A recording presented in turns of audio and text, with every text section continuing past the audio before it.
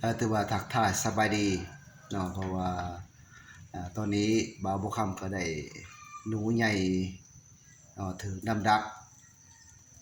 ทางไทยเขาเอิ้นว่าถือน้ำดักแล้วก็ทางลาวเขาก็เอิ้นว่าใส่บวกแห้วฉะนั้นบ่าวบ่คำก็เลยมีเมนูสิมาเฮ็ดกินแบบแซ่บๆเศษมุกอันนี้วิชาการนี่แม่นคนลอยเพิ่นก็มีสุขภาพแข็งแรงก็เลยเฮ็ดเมนูสู่กินเนาะฉะนั้นแหละพี่น้องเฮาเนาะผู้ใดก็ติดตามกดไลค์กดแชร์กดติดตามช่อง YouTube บ่าวบ่คำเนาะก็ขอขอบใจและมื้อนี้ดีใจหลายเนาะคนลอยเฮาได้มาเฮ็ดกินสู่กินเนาะถือว่าชมเชยแล้วก็ดีใจหลายเนาะแล้วก็สู่ต่อไปเนาะเพราะว่านี่เพิ่นเมนูเพิ่นเฮ็ดอันนี้หนูใหญ่พี่น้องเพิ่นจะอนามัยใส่ถือว่าอนามัยใส่แล้วก็มาผักเป็นตอนเนาะก็มีอุปกรณ์มันมีนี่มีข้าวเบื่อนี่นะมันจะใช้ข้าวเบื่อแล้วก็หัวชิไข่แล้วก็ทูนแล้วก็มีต้นกล้วยเนี่ยอุปกรณ์ของมันนะเดี๋ยวเป็นไก่สิเฮ็ดสุกินนะพี่น้องเด้อพี่น้องเด้อแล้วผู้ใดนอนว่างๆก็มากินข้าวน้ำแหน่มุกหนูก้อยก็กินเลยพี่น้องแต่พอเฮ็ดหนูใหญ่กว่านี้เฮ็ดมุกกว่านี้เฮ็ดแบบสดๆเลย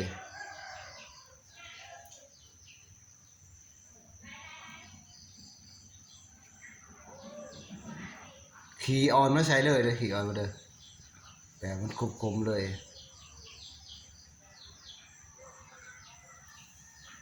เนาะหัวหนูใหญ่นี่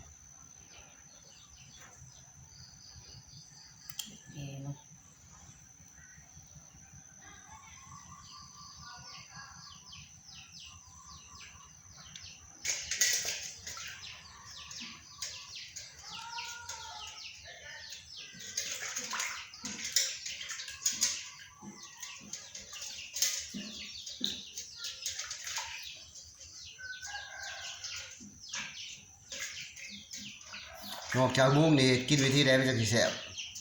หาแม่ครัว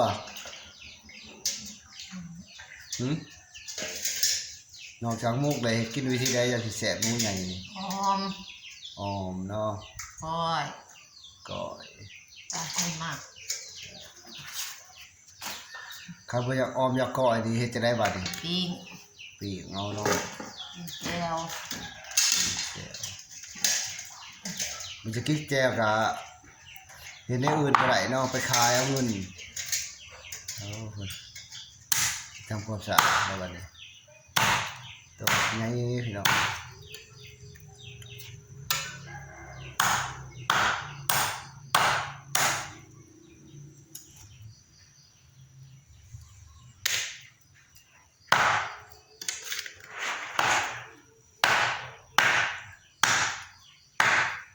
อันนี้คนลอยเด้อพี่น้องเด้ออันนี้คนลอยเฮ็ดกินได้แห้งๆนะเตือผมมาเฮ็ดมุกหนู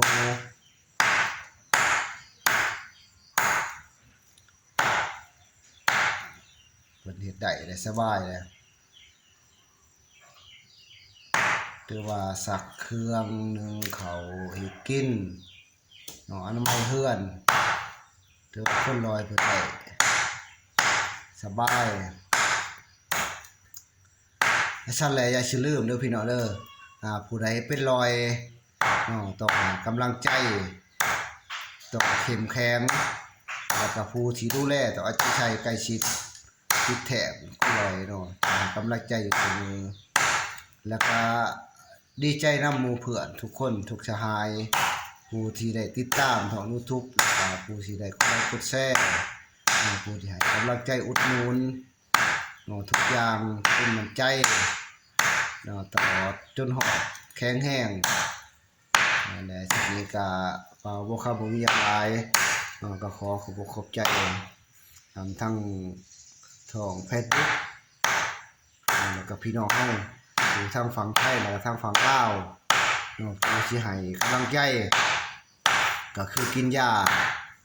เนาะที่กินไปมันก็ถือ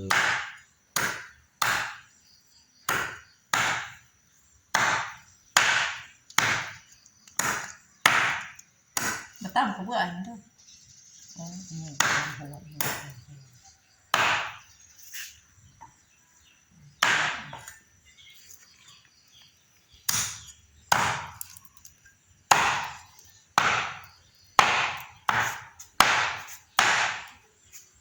ข้าวหนึ่งนี่เด้อแล้วเอาขึ้นไปนี่เด้อถามไปช่องบวก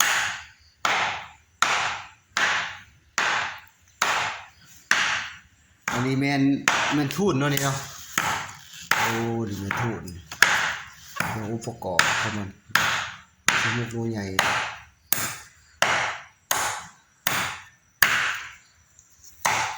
มาเด้อพี่น้องเด้อวันนี้เด้อมากินข้าวนำกันแซ่บๆวันนี้คนลอยเพิ่นสิมุกหนู